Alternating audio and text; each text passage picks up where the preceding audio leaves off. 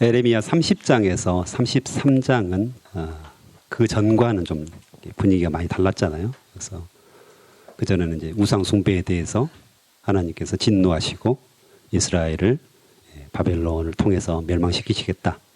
주로 이렇게 멸망에 관한 이야기들 쭉 하셨고 진노에 관한 이야기를 쭉 하셨는데 30장에서 33장은 그래도 회복시키시겠다.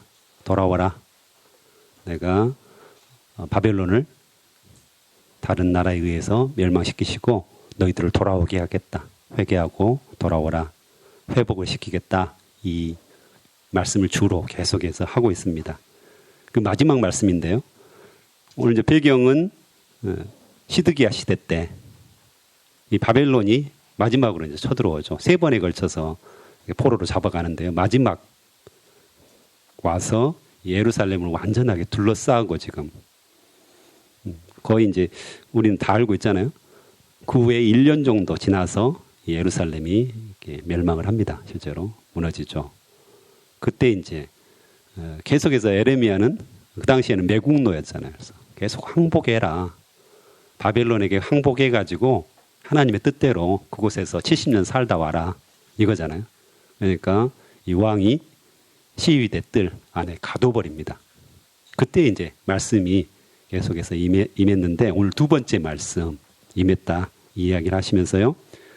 우리가 아주 잘 아는 말씀이죠. 이를 행하시는 여호와 그것을 만들며 성취하시는 여호와 그의 이름을 여호와라는 하는 이가 이같이 이르시도다. 너는 내게 부르짖으라. 내가 내게 응답하겠고 내가 알지 못하는 크고 은밀한 일을 내게 보이리라. 예전 말씀에서는 비밀한 일을 보이시겠다. 이렇게 약속을 하시는데요. 여기서 일을 행하신다. 또한 만들어서 성취하신다. 하나님의 속성, 하나님께서 어떤 분이신가를 정확하게 이야기하는데요. 이 말씀은 창세기에서 주로 쓰이는 말씀입니다. 창세기에 보면 만들다, 지으시다. 하나님께서 천지를 창조하시면서 이 용어들을 쓰시는데요. 그래서 행하신다, 만들며 성취하신다. 그래서 하나님께서 창조주 하나님이시다는 거죠. 세상의 모든 것들을 창조하셨고 다스리신다는 그 의미입니다. 바벨론도 동일하게 하나님께서 만드셨고 하나님께서 통치하고 계시고 이끄시고 계시다는 사실을 분명히 합니다. 이스라엘 백성들뿐만 아니라 스스로 자기들이 선택받았다고 생각하는 이스라엘뿐만 아니라 이 바벨론, 이방인조차도 하나님께서 만드시고 지으시고 이끌어 가신다는 사실을 분명하게 이 이름을 통하여서 말씀을 하시죠. 그 하나님께서 말씀을 하신다는 거죠. 그래서 부르짖으라고 이야기합니다. 부르짖는 것은 여러분이 잘 아시잖아요. 울부짖으면서 간절히 하나님께 찾고 또 찾을 때 부르짖다는 말을 씁니다. 부르짖으면 내가 응답하겠다. 소망을 주시는 거죠. 그리고 내가 알지 못하는 크고 은밀한 일을 내게 보이리라. 근데 여기는 좀 문제가 있는 것 같습니다. 하나님께서 에레미야에게 거의 모든 것들을 말씀하셨거든요. 그래서 바벨론에게 잡혀가고 70년 후에 다시 이 바벨론 땅에서 포로를 귀환시키겠다. 뭘 모를까요? 근데 알지 못한다. 대부분 알고 있는 것 같은데요. 하나님께서 이미 말씀하셨잖아요. 말씀하셨고 그걸 가지고 부르짖으라고 할 수는 없잖아요. 이미 이제 알고 있는 거잖아요. 하나님께서 바벨론 포로를 통해서 70년 동안 고생하게 하고 너희들이 하나님께 부르짖고 또 기도하고 회개하면 돌아오게 하겠다. 이건 이미 아는 사실이거든요. 그동안 계속해서 에레미야를 통해서 이야기하셨고 에레미야에게 알려주신 이야기인데 그러면 에레미야가 알지 못하는 내용은 뭘까? 그 은밀한 일은 뭘까? 이게 이제 오늘 본문의 포인트입니다. 그래서 33장에서는 그 이야기를 쭉 하고 있어요. 에레미야에게 많은 것들을 알려줬지만 바벨론 포로에서 돌아오게 하겠다. 이 중요한 사실을 알려줬지만 그것도 일반인들은 잘 모르는 거잖아요. 직접 듣지는 않았으니까. 그런데 그보다 더 크고 은밀한 일이 있다. 이 이야기를 쭉 하시는 겁니다. 그래서 전체적으로 보면 15절이 굉장히 중요하고요. 그 15절, 그 다음에 18절 이게 굉장히 중요합니다. 그래서 동그라미를 미리 쳐두시면 우리가 거기서 은밀한 일, 비밀한 일, 크고 비밀한 일 이것들을 우리가 살펴볼 수가 있습니다. 그리고 4절부터 5절까지는 바벨론이 이미 쳐들어와 있죠. 그래서 예루살렘을 이렇게 감싸고 있는데 이들에 의해서 너희들이 멸망당할 것이다. 그래서 모두 죽이고 시체로 이 성에 가득 채우게 하겠다. 그 이유가 뭐냐면 이스라엘 백성들의 모든 악행으로 말미암아 5절에 보면 모든 악행으로 말미암아 그렇게 하겠다. 철저하게 멸망시키시겠다. 이렇게 이야기를 하시죠. 하지만 그러나 하나님은 우리를 징계하시지만 여전히 우리를 구원하십니다. 그러나 구약의 전체적인 내용들이 그렇다고 했잖아요. 그래서 하나님께서 우리 죄에 대해서 반드시 징계하시지만 그러나 다시금 회복시키시고 우리를 주님의 품으로 인도하신다는 사실이죠. 그러나 6절에 보면 이 성은 치료받게 될 것이고 또 포로들은 돌아오게 될 것이며 또 모든 죄악을 하나님께서 용서하실 것이다. 사할 것이다. 또한 찬송과 영광이 될 것이다. 이 성읍이요. 그 다음에 이 광경을 목격한 열방들, 모든 나라들이 두려워 떨 것이다. 이야기를 쭉 9절까지 하고 있습니다. 하나님께서 계속해서 회복시키신다. 이렇게 말씀하시는 거죠. 또한 10절 이후에서도 기쁨과 감사의 소리가 이 예루살렘 거리에 또한 유다 성읍들에 가득하게 하시겠다 했고요. 또 12절에도 보면 목자가 모든 성읍에 살고 그의 양떼들을 눕게 할 것이다. 그래서 목자의 보호와 인도를 받게 할 것이다. 이렇게 회복을 계속 약속하십니다. 이스라엘 백성들이 이 사실들을 믿기는 쉽지는 않았겠죠. 이미 2번이나 쳐들어와서 침공을 해서 이렇게 바벨론 포로로 2번에 걸쳐서 잡혀갔고 이제 마지막처럼 거의 풍전등화의 위기에 있는 그런 모습 속에서 하나님께서 회복을 약속하시니까 믿기는 쉽지 않았을 거예요. 하지만 하나님께서 계속해서 에레미야를 통해서 그것을 선포하고 있습니다. 그리고 14절에 보면 일러준 선한 말을 성취할 날이 이르리라. 하나님께서 다시금 그 일들을 성취하겠다 말씀하시면서요. 15절 그날 그때 내가 다윗에게서 한 공의로운 가지가 나게 하리니 그가 이 땅에 정의와 공의를 실행하는 것이라. 아멘. 그래서 다윗왕을 통하여서 한 공의로운 가지가 나온다고 합니다. 누구를 의미할까요? 예수 그리스도. 당연히 메시아신 예수 그리스도를 나타내죠. 구약의 이스라엘 백성들은 계속해서 메시아를 기다리고 있습니다. 자기들의 고통과 환난과 이 모든 것에서 완벽하게 해방할, 구원할 메시아를 계속해서 기다리고 있는데 그것에 대한 약속입니다. 다윗 왕의 후손을 통하여서 분명하게 한 공의로운 가지가 나와서 정의와 공의를 통해서 너희를 다스리겠다. 분명하게 약속을 하시는 거죠. 이게 이제 이스라엘에게는 굉장히 소망이고요. 그들에게 있어서 주어진 가장 희망이 되는 거죠. 그래서 16절에 보면 그날에 유다가 구원을 받겠고 예루살렘이 안전히 살 것이며 이 성은 여호와는 우리의 의라는 이름을 얻으리라.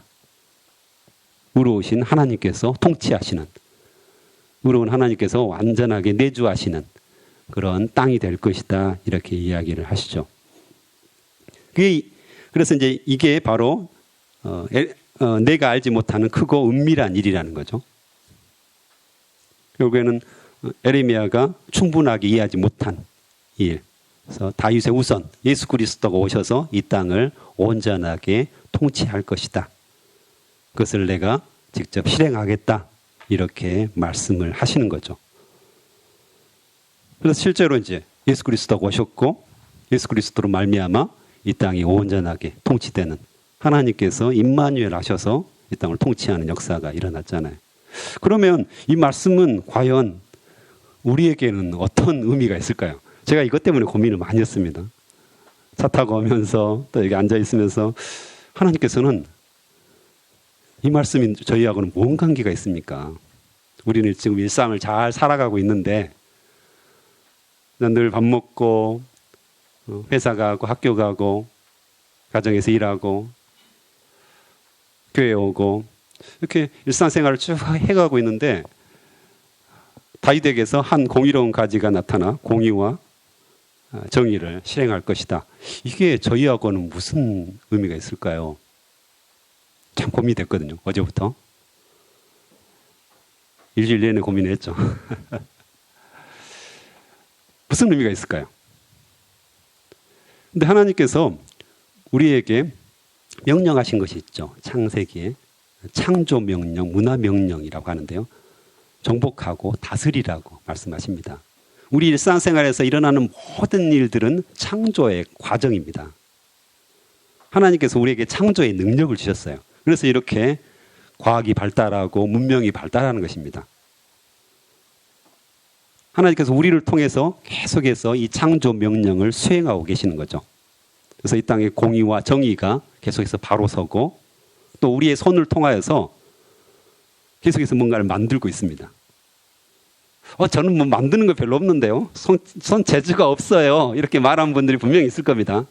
하지만 여러분들이 말하고 행동하고 또 자녀를 키우는 것도 다 이 창조 명령, 문화 명령을 수행하는 과정이라는 겁니다.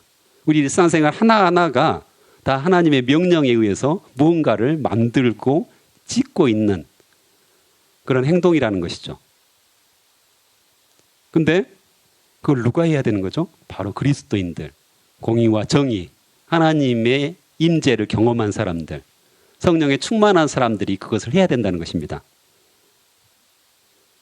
우리가 창조 명령을 수행하고 문화 명령을 수행하는데 하나님이 없으면 어떻게 되는 겁니까? 악한 문화, 죄악된 문화. 그래서 죄악된 문화도 굉장히 발달하잖아요. 맞죠? 얼마나 상상할 수 없는 일들을 행하잖아요. 이게 다 창조 능력에 의해서 하나님이 주신 부여하신 것에 의해서 만들어내는 거죠. 그들 안에 하나님이 없음에도 불구하고 여전히 많은 것들을 만들어낸다는 것입니다. 그래서 하나님께서 오늘 우리에게 말씀하시는 것은 너희가 정말 하나님의 뜻대로 성령 충만하여서 너 일상생활 속에서 이 창조 명령, 문화 명령을 수행하라는 것입니다. 그냥 대충 나의 욕심대로, 나의 뜻대로, 나의 생각대로 뭔가를 행하고 이거 늘 해왔던 일이잖아요. 그렇죠? 밥 짓는 거 늘 해오는 일이잖아요. 회사 나가서 일하는 거 늘 하는 일이거든요. 늘 반복되는 일, 일상 속에서 반복되는 일 너무 많습니다. 대부분이 99%가 아마 반복되는 일들을 우리가 계속 하고 있을 겁니다. 그러면 이게 무슨 의미가 있지? 이런 때가 있잖아요. 그렇지만 우리가 성령 충만하고 하나님 안에 거하고 하나님 말씀에 따라서 순종을 하고 또 하나님의 뜻에 따라 살고자 하는 귀한 마음들이 있다면 그 한순간 한순간이 하나님께서 우리에게 부여하신 창조 명령을 수행하고 문화 명령을 수행하는 놀라운 역사가 일어나는 장소가 된다는 것입니다. 이걸 우리가 인식해야 되죠. 이걸 잘 모르면 우울해지고 이걸 우리가 충분히 받아들이지 않으면 나는 왜 사는 걸까? 자식 새끼 키워봤자 뭔 의미가 있지? 이런 말이 막 여기서 튀어나오는 거잖아요. 자녀들 키워봤자 소용없어. 이런 어떤 말들이 툭 튀어나오는 거예요. 근데 우리 안에 공의로운 한 가지, 그 예수 그리스도가 가득하다는 사실을 우리가 기억한다면 한순간 한순간이 의미가 있다는 거죠. 우리 학생들도 공부하는데 크게 의미를 부여할 수 있다는 것입니다. 그래서 부모님들이 학생들에게 이렇게 아이들에게 공부해라 쉽지 않잖아요. 근데 이런 쪽으로 우리가 동기부여한다면 네가 하는 일 이 자체가 하나님께서 주신 귀한 일이다. 세상을 다스리고 정복하고 창조해내는 아름다운 일이다. 네가 공부 조금 더 해서 그 일들을 잘 수행한다면 하나님이 가장 기뻐하시는 일이다. 이거잖아요. 그래서 우리가 그러한 어떤 삶을 사시길 바랍니다. 또한 내가 알지 못하는 크고 비밀한 일 18절에 보면요. 18절에 보면 내 앞에서 번제를 드리며 소제를 사르며 다른 제사를 항상 드릴 레위 사람 제사장들도 끊어지지 아니하리라. 다윗에게서 이렇게 왕위가 끊어지지 아니하리라 한 것처럼 제사장들도 끊어지지 않겠다. 이것도 역시 마찬가지 예수 그리스도가 대제사장 되신다고 히브리서에서는 분명하게 말씀하시잖아요. 그리고 우리도 동일하게 왕 같은 제사장이라고 분명히 말씀하시죠. 우리가 세상을 다스릴 뿐만 아니라 제사장의 역할들을 한다는 건데요. 제사장의 역할들이 뭐였죠? 처음 제사장의 역할은 대제사장이 제사를 할 때 뭐 소를 잡는다든가 양을 잡는다든가 또 씻고 뒤처리해야 되는 일들이 참 많았습니다. 그냥 뚝딱 잡아가지고 끝나는 게 아니죠. 불 태웠다고 끝나는 게 아닙니다. 여러 가지 이렇게 절차가 있었습니다. 그 절차마다 사람이 필요했습니다.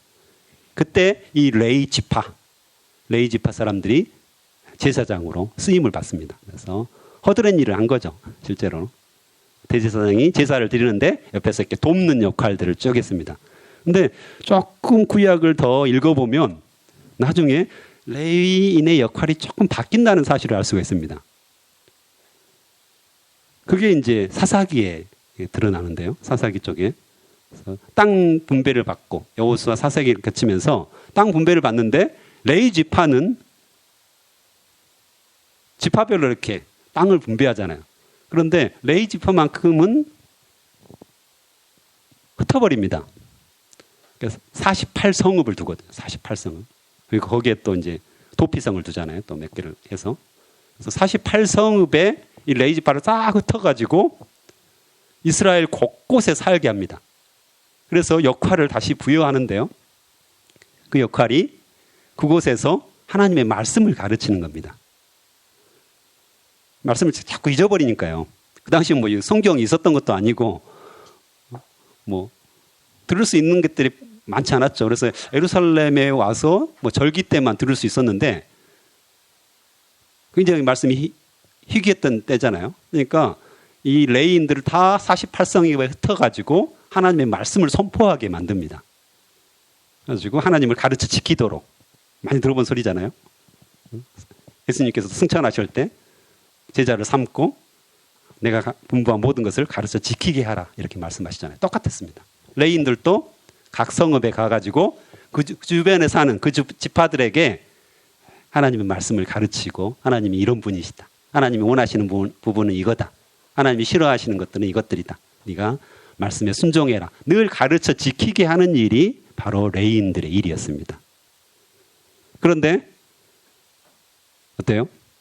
사사기에 보면 자세히 보면 뭐 레이첩 사건이라든가 또 미가 사건이라든가 보면 그 다 누군지 아세요? 제사장들, 레위인들이었어요.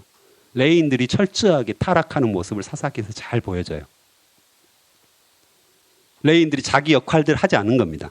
하나님의 말씀을 가르치지 않고 죄악을 범하니까 레위인조차도 죄를 범한 거죠. 그러니까 일반 백성들은 어땠겠습니까? 그래서 성경은 자세히 보면 백성들도 굉장히 중요한데요. 백성들의 죄도 굉장히 악한 거였잖아요. 근데 이 레위 제사장들의 타락, 레위 제사장들의 범죄에 대해서 더 이렇게 강하게 책망하시는 걸 볼 수가 있습니다. 너희들 때문에, 너희들이 역할을 하지 않았기 때문에 이 백성들이 방자에 행한다. 이렇게 설명을 합니다. 실제로. 그래서 오늘 하나님께서 새로운 새하늘과 새 땅, 그렇죠? 새로운 것들을 지금 만드시는 거잖아요. 그래서 다윗 왕에서 한 공의로운 가지가 나게 하고 또 레위 사람 제사장도 새롭게 하는 것들을 쭉 볼 수가 있어요. 나중에 보면 그래서 레위인들을 번성하게 하리라. 22절에도 보면 다윗의 자손과 나를 섬기는 레위인들을 번성하게 하리라. 그래서 이 레위인들을 다시금 회복시키시겠다 말씀을 하십니다. 그래서 나중에 이제 보면 포로 귀환 이후에 에스라가 이제 대표적인 학자죠. 학자 학사 에스라라고 하잖아요. 이 사람이 이제 역대 상하를 집필하고 이스라엘 백성들에게 하나님의 복음을, 하나님의 말씀을 계속해서 가르쳐 지키게 하죠. 그게 이제 하나님께서 이렇게 말씀하셨고요. 그걸 가르쳐 지키게 하는 일들을 에스라가 수행했고, 또 나중에 동일하게 예수 그리스도께서 제사장으로서 그 일들을 수행하시죠. 12제자를 키우시잖아요. 말씀을 계속해서 가르치고 선포하시죠. 프리칭하시고 티칭하시고, 힐링은 덤으로 하셨어요. 네, 그래가지고 이렇게 쭉 하시고 나서 우리에게 부탁을 하셔요. 제자들에게 또 부탁을 하십니다. 너희들이 세상 곳곳에 가서 주의 말씀을 증거하고 주의 말씀을 가르쳐 지키게 하라. 우리가 왜 선수촌 아파트 전도를 합니까? 왜 우리가 제자반에서 리더로 말씀을 가르쳐 지키게 합니까? 왜 우리가 제자반 리더가 되기를 간절히 소망해야 됩니까? 다 이유가 있습니다. 하나님께서 새롭게 만드신, 새 언약을 주신, 새 창조를 하신, 새 하늘과 새 땅을 주신, 지금 예수 그리스도로 말미암아 새롭게 된 지금 우리가 그 일들을 담당해야 된다고 하나님께서 말씀하십니다. 예수 그리스도의 제자로 가르쳐 지키게 하라. 우리에게 분명한 사명을 주신 거죠. 단순히 나 혼자 잘 예수님 믿고 착각하는 분들이 참 많아요. 나쁘다고 생각해요, 저는. 자기만 예수님을 잘 믿으면 그걸로 끝난다고 생각하는 거예요. 기도하고 부르짖어 가지고 응답받고 잘 살게 되고 평안하고 행복하면 그걸로 끝난다고 생각하는 분들이 참 많아요. 그리스도인 중에서. 절대 그렇지 않습니다. 성경은. 나만을 위한 삶이 아니에요. 우리에게 분명한 사명을 주십니다. 예수 그리스도를 믿는 순간, 저는 예수님 믿은 지 오래 안 됐는데요. 아무 상관없습니다. 예수 그리스도를 믿는 순간 우리에게 사명을 주셨는데 가르쳐 지키게 하라는 것입니다. 네가 잘 살 뿐만 아니라 다른 사람을 가르쳐 지키게 하라. 말씀으로 가르쳐라. 이걸 분명하게 이야기하시는 거죠. 그래서 우리가 전도하는 것입니다. 그래서 교회에 나오면 싫잖아요. 저 말씀 좀 안 했으면 좋겠어. 왜 자꾸 부담되는데 전도하라고 하시고, 왜 자꾸 나한테 제자반 리더가 되라고 하지? 그냥 이렇게 보고 배우는 게 좋은데, 절대 좋은 게 아닙니다. 그 사람 타락하게 돼 있어요. 성경을 보면 그걸 알 수가 있어요. 하나님의 명령에 수행하지 않으면, 순종하지 않으면 다른 길로 가게 돼 있습니다. 결코 제자반이 오랫동안 유지되면 안 좋은 이유가, 좋지 않은 이유가 그것 때문입니다. 하나님의 근본적인 그 목적과는 다르게 제자반이 흘러가요.